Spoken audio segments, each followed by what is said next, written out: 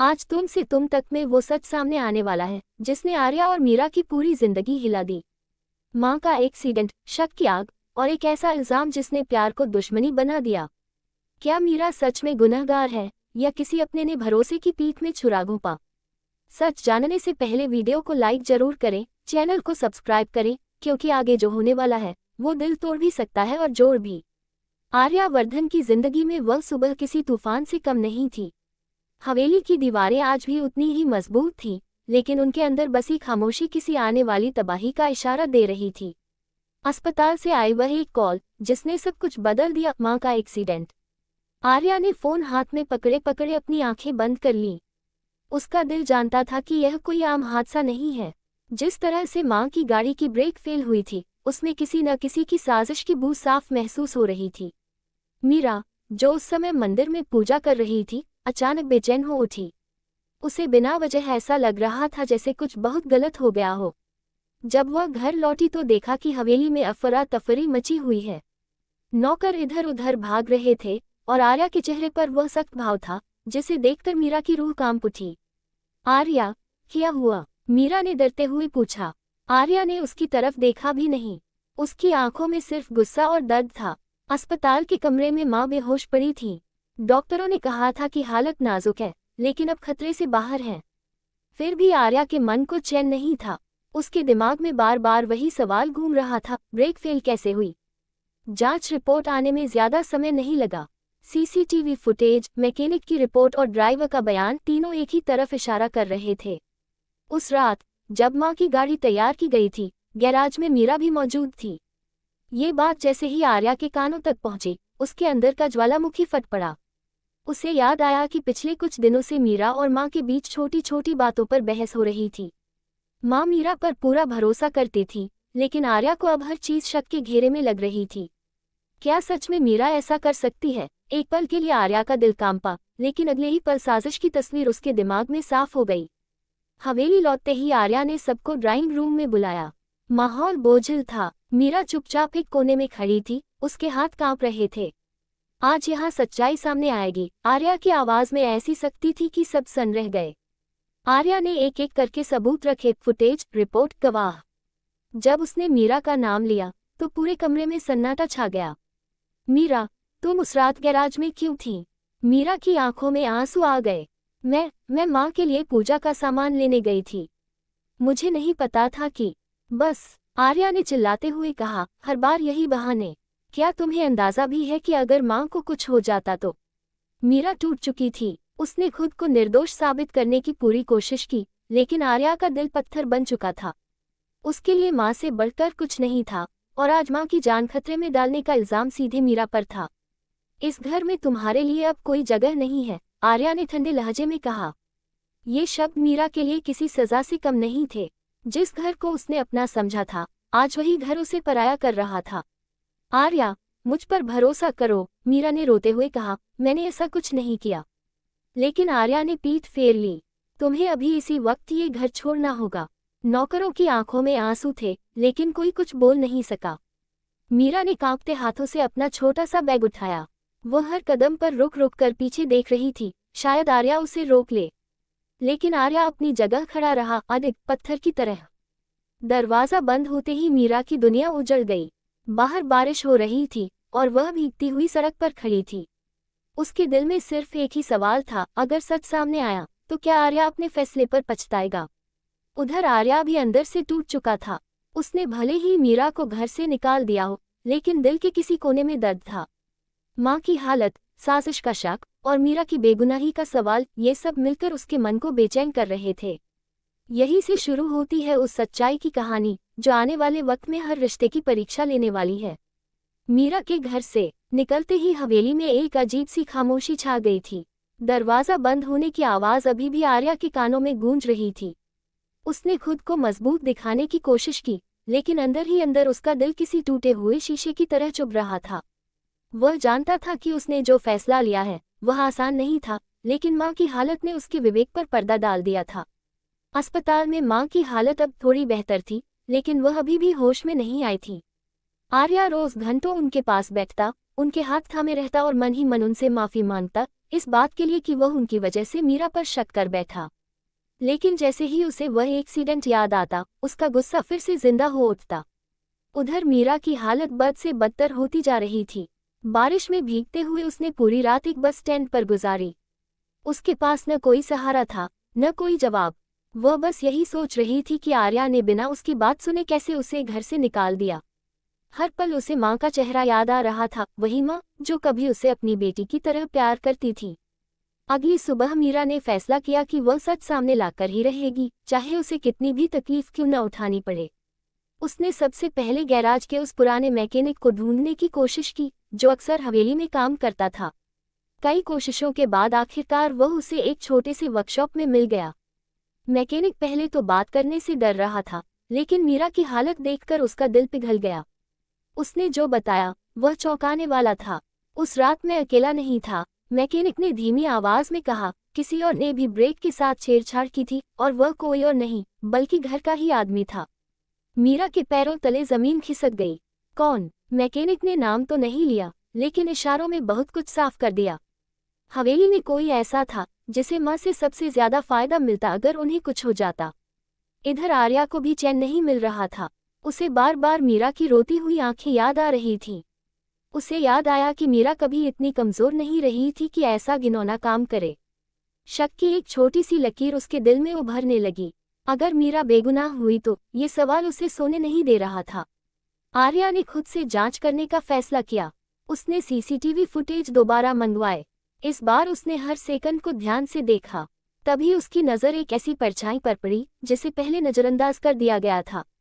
वह परछाई मीरा की नहीं थी। आर्या का माथा ठनका। उसने तुरंत सिक्योरिटी इंचार्ज को बुलाया और उस रात की पूरी रिपोर्ट मांगी। धीरे धीरे तस्वीर साफ होने लगी। जिस वक्त ब्रेक फेल हुई, मीरा तो मंदिर में थी। इसका सबूत पूजा की रसीद और पंडित का बयान था। उधर मीरा भी खाली नहीं बैठी थी। उसने एक पुराना कॉल रिकॉर्ड निकाला जिसमें उसी रात किसी ने मैकेनिक को धमकी दी थी। वह नंबर हवेली से जुड़ा हुआ था। दोनों अलग अलग रास्तों पर थे, लेकिन मंजिल एक ही थी, सच।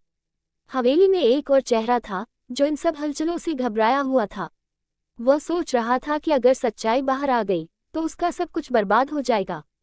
उसकी आंखों में डर साफ दिख रहा था और वह हर मुमकिन कोशिश कर रहा था कि आर्या और मीरा फिर कभी आमने सामने न आए।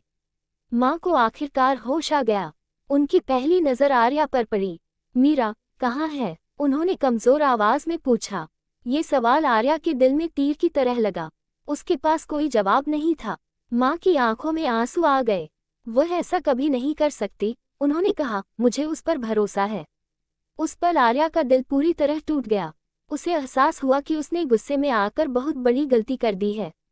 अब कहानी एक नए मोड़ पर थी। एक तरफ मीरा थी जो अपनी बेगुनाही साबित करने के लिए लड़ रही थी। दूसरी तरफ आर्या था जिसे अपने फैसले पर पछतावा होने लगा था। और बीच में वह छुपा हुआ गुनहगार जो अब बेनकाब होने से डर रहा था। यहीं से शुरू होती है बदले, पश्चाताप और सच्चाई की असली जंग। माँ के होश में आते ही हवेली का माहौल पूरी तरह बदल चुका था।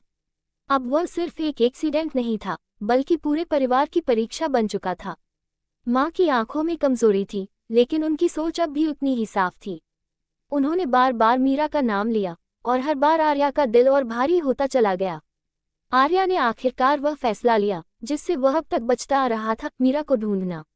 उसे एहसास हो गया था कि अगर वह देर करेगा तो शायद अपनी जिंदगी की सबसे बड़ी गलती को कभी ठीक नहीं कर पाएगा।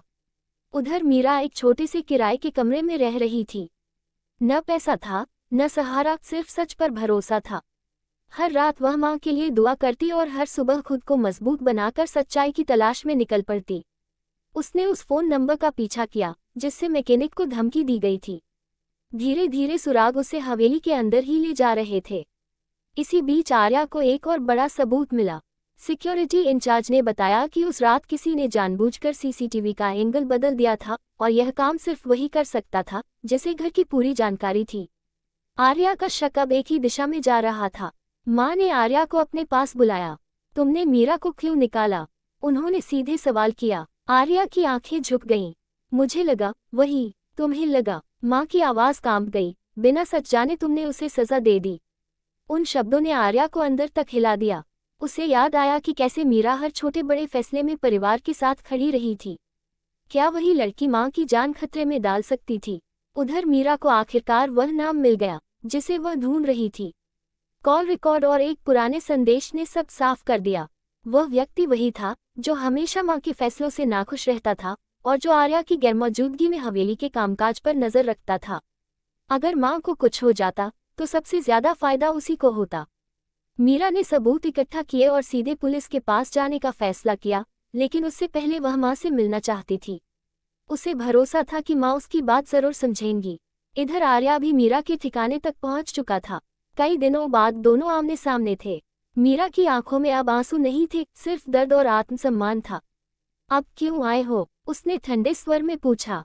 आर्या के पास कोई जवाब नहीं था। उसने पहली बार सिर झुकाया। मुझसे गलती हो गई। वह पल भारी था। मीरा के मन में हजार सवाल थे, लेकिन उसने खुद को संभाला। गलती मान लेने से सच नहीं बदल जाता, उसने कहा। मुझे बेगुनाह साबित होना है। आर्या ने उसे सबूतों के बारे में बताया और पहली बार दोनों एक ही तरफ खड़े नजर आए। उन्होंने तय किया कि सच्चाई को सबके सामने लाया जाएगा, हवेली में सबके सामने। लेकिन वह छुपा हुआ गुनहगार भी अब हरकत में आ चुका था। उसे एहसास हो गया था कि उसका खेल ज्यादा दिन नहीं चलेगा। उसने आखिरी चाल चलने की योजना बनाई, मीरा को बदनाम करने की, ताकि वह कभी सच बोल ही न सके। हवेली में एक बड़ी बैठक बुलाई गई। माँ व्हीलचेयर पर थी, लेकिन उनका हौसला सब पर भारी था। जैसे ही मीरा अंदर आई, सबकी निगाहें उसी पर टिक गईं। आर्या उसके साथ खड़ा था। यह अपने आप में एक बड़ा संकेत था। मीरा ने एक एक कर सबूत रखे, कॉल रिकॉर्ड, मैकेनिक का बयान और सीसीटीवी फुटेज। कमरे में सन्नाटा छा गया। हर नज़र उस व्यक्ति पर जा टिकी जिसका चेहरा अब पीला पड़ चुका था। लेकिन कहानी अभी खत्म नहीं हुई थी। असली कबूलनामा बाकी था, और वह कबूलनामा पूरे परिवार की सोच बदलने वाला था। हवेली का वह कमरा आज अदालत से कम नहीं लग रहा था।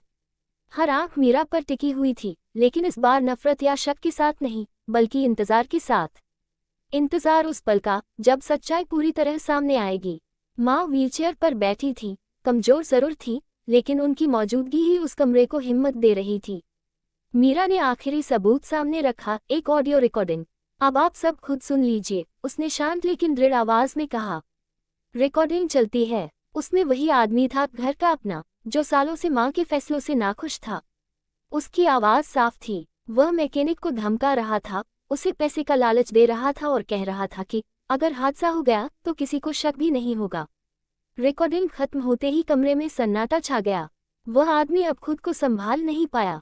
उसके चेहरे से नकाब उतर चुका था। हाँ, मैंने ही किया, वो टूटते हुए बोला। मुझे लगा माँ रास्ते से हट जाएंगी तो सब कुछ मेरा हो जाएगा। माँ की आंखों से आंसू बह निकले, लेकिन वह दर्द से ज्यादा धोखे के आंसू थे। मैंने तुम्हें अपने बेटे से बढ़कर माना, उन्होंने कहा, और तुमने मुझे मारने की कोशिश की। वह आदमी घुटनों पर गिर पड़ा, लेकिन अब बहुत देर हो चुकी थी। पुलिस को बुला लिया गया। उसे वहीं से गिरफ्तार कर लिया गया। जाते जाते उसने एक बार मीरा की तरफ देखा, वह लड़की जिस पर झूठा इल्जाम लगाकर उसने खुद को बचाने की कोशिश की थी। सबकी निगाहें अब आर्या पर थीं। आर्या आगे बढ़ा। पहली बार उसका घमंड, उसका गुस्सा सब टूट चुका था। उसकी आंखों में सिर्फ पछतावा था। उसने सबके सामने मीरा की तरफ देखा और फिर माँ की ओर। मैंने सबसे बड़ी गलती की। आर्या की आवाज कांप रही थी। मैंने बिना पूरा सच जाने मीरा पर भरोसा नहीं किया। मैंने उसे इस घर से निकाला और अपने ही हाथों से अपना सब कुछ तोड़ दिया। वह मीरा के सामने खड़ा हो गया। अगर तुम मुझे माफ न भी करो तो भी मैं स्वीकार करता हूँ, गलती मेरी थी। मीरा की आंखें नम थीं, लेकिन उसकी आवाज मजबूत थी। माफी कोई एहसान नहीं होती आर्या, उसने कहा। माफी तब होती है जब इंसान अपनी गलती समझ ले। माँ ने मीरा का हाथ पकड़ा। बेटा, तुमने मेरी जान ही नहीं बचाई, उन्होंने कहा, तुमने इस घर की सच्चाई भी बचाई है। हवेली के दरवाजे फिर से मीरा के लिए खुले, लेकिन इस बार मजबूरी से नहीं, सम्मान के साथ। नौकरों की आंखों में राहत थी। घर की दीवारों में फिर से सांसें लौट आई थीं। आर्या ने मीरा से एक वादा किया, अब कभी शक नहीं, सिर्फ भरोसा। मीरा ने कोई बड़ा जवाब नहीं दिया। उसने बस इतना कहा, भरोसा समय से बनता है। कहानी का अंत खुशहाल जरूर था, लेकिन आसान नहीं। रिश्ते टूटकर फिर से जुड़े थे। गलतियां याद थीं, लेकिन उनसे सीखा गया था। और वही खड़ी माँ के चेहरे पर पहली बार सुकून था, क्योंकि सच जीत चुका था। यही था तुम से तुम तक का वह दिन, जहां प्यार, भरोसा और सच्चाई तीनों की परीक्षा हुई और अंत में जीत सच्चाई की हुई।